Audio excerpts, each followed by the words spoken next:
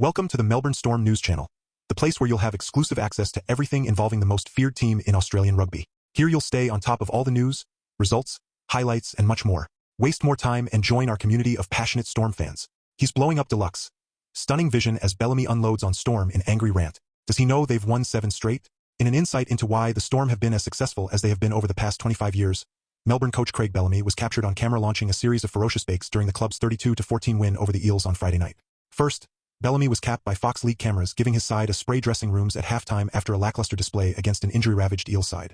Then, with his side up 20-8 over the Eels with 25 minutes remaining, a wayward Storm pass was followed by vision of Bellamy erupting in the coach's box. Craig Bellamy is blowing up deluxe, Fox League's Warren Smith said. The pass was then knocked on by the Eels, which forced a Storm scrum. Bellamy would have almost hit boiling point with what happened next. Off the scrum, with the Storm 20m out from the Eels line, halfback Jarome Hughes threw a wayward pass that missed his teammate and rolled into touch. Well, if the coach wasn't too happy a moment ago, he might need that bright yellow Freddie Mercury straitjacket, Smith said. He's leaving. He's gone. Michael Ennis added as vision showed Bellamy walk away from his seat. Despite the win, the back-to-back mishaps close to the opposition line was a snapshot of how frustrating a night it was for the Storm, who amazingly, were only tackled twice inside Parramatta's 20 all night. That was in comparison to the Eels' figure of 41 times tackled inside the Storm 20. Speaking after the match, Bellamy made it clear he was unimpressed with his side's display. We backed that up good with our defense, but we were just really untidy coming out of our own end at the start of both halves, Bellamy said in his post-match press conference.